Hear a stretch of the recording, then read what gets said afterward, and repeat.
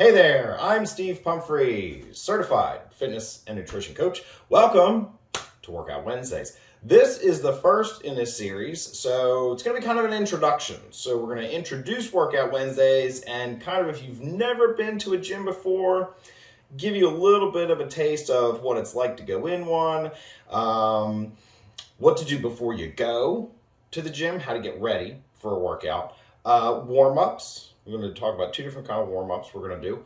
We're going to go over working sets. We're going to do talk about cool down exercises, how to cool yourself down before you go, and also some basic gym etiquette. Again, this is an intro. We're not going to talk about specific workouts or specific exercises in this video. That'll be in Workout Wednesdays to come. Alrighty? Here we go. I am one of those kind of people that gets everything ready for the following day, the night before, including my pre-workout, my gym clothes, everything like that for the gym. So I get my pre-workout and my post-workout ready, I throw together my clothes, so there's no question in the morning of what I need or can't find anything or I forget stuff throughout the day. So when the alarm goes off, I'm ready to go, my feet hit the floor, I get dressed, I'm headed out the door. I grab my pre-workout out of the kitchen, dust the sleep out of my eyes, and I'm headed out the door. When I get to the gym, I'm normally the first one there. We turn the lights on, we check around to make sure there's nothing out of the ordinary going on, no dead bodies. I change out my shoes. I don't wear my street shoes into the gym, so I get my shoes out of my locker, change into my shoes. I don't like to work out with my keys and my wallet on me, so I leave those in the locker room, change into my gym shoes, and then off I go. Before we get too into the off we go, I want to talk about gym equipment and what to look for in a gym and how much equipment you may or may not need. The gym that I go to is a commercial gym. It has commercial gym equipment. I pay a membership fee to go. It's probably about 3,000 square feet if I had to guess. It has squat racks, it has leg machines, it has, so it's got calf machines, it's got leg presses, it has cardio equipment, it has a cable machine with a couple of different stations on it so you can do all kinds of cable equipment. Most importantly, it has benches for free weights, meaning dumbbells. If you have a gym with dumbbells, you have everything you need to do a complete workout, plain and simple. Once I'm changed into my gym shoes, I head out for the first phase of a workout, which I start out on the treadmill. Generally, I'll start just like 2 miles an hour at a 2% incline. All these things are different. Ask somebody, ask a gym member, ask a trainer at your gym how to operate one of these. Please don't fall off and hurt yourself. After a couple of minutes, 2 minutes or so of a low incline, I bump it up to probably, on this one, it's a 10% grade and about 3.5 miles an hour. And I do that for probably about 10 minutes to warm myself up.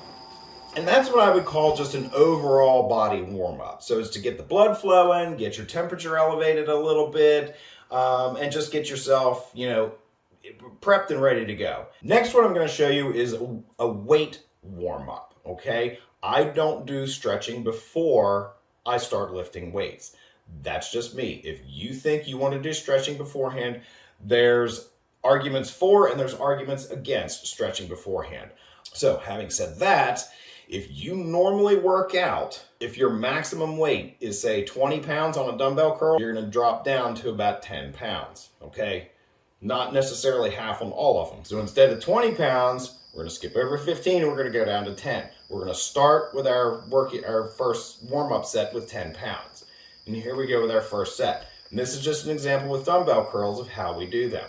Slow and controlled. So it's about a 1 second up and then we slow and control down. And you can see the back of my arm, the tricep muscles, I'm extending my biceps all the way out. So it's actually, you can see the triceps activating right there. So this is warm-up set number 1.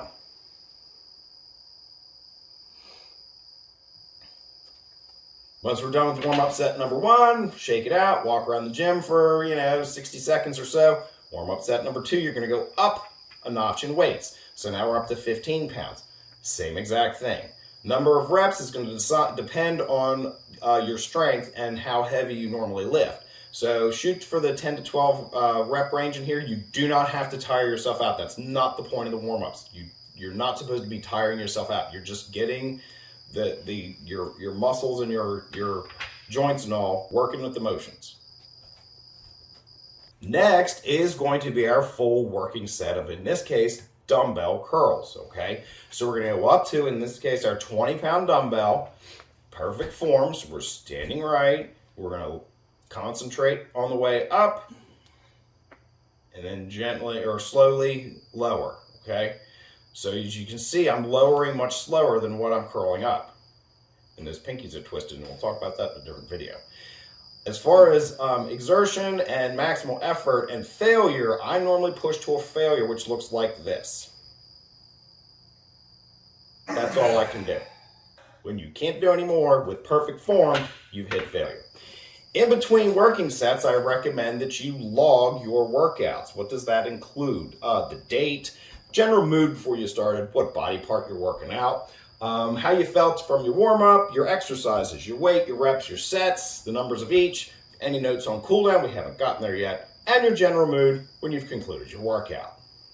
Once you are completely finished with your working sets of all the different exercises you're going to do, then you'll move on to what I call the cooldown. Normally I jump back on the treadmill for 5 or 10 minutes just at my basic walking pace, 3 miles an hour, 2 to 3 degree incline, just to kind of let things settle down.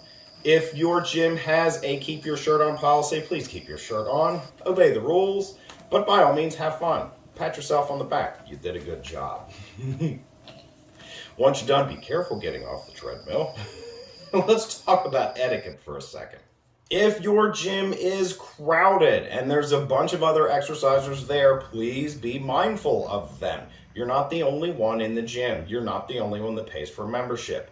Just be nice, play nice in the sandbox, and everybody should be fine. Most of us gym rats are more than willing to help you out and answer questions as we go along.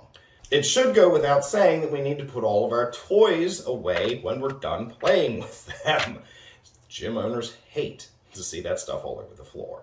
And also, while we're talking about cleaning things up, please clean your sweat off of benches. Nobody wants to go and lie in your nastiness. There's normally a cleaner, bottle of cleaner, and a rag. If you don't see one, ask. Clean up after yourselves. Also, wash your hands before you leave. Not everything in the gym is clean that you've touched. Wash your hands before you get in your car. And lastly, not everybody is a conversationalist at the gym. Some people go just to work out and they don't want to make small talk. If that's you, that's fine. If that's not you, please be respectful of the people that don't want to chit chat, even in a locker room. Just say hi. If they don't have anything else to say, just leave it alone. Not everybody's a chatterbox. That's it for this Workout Wednesday. This was the introduction. I hope you got something out of it. If you have questions, by all means ask. And stay tuned for next week when we'll jump into the actual workouts. Have a great day.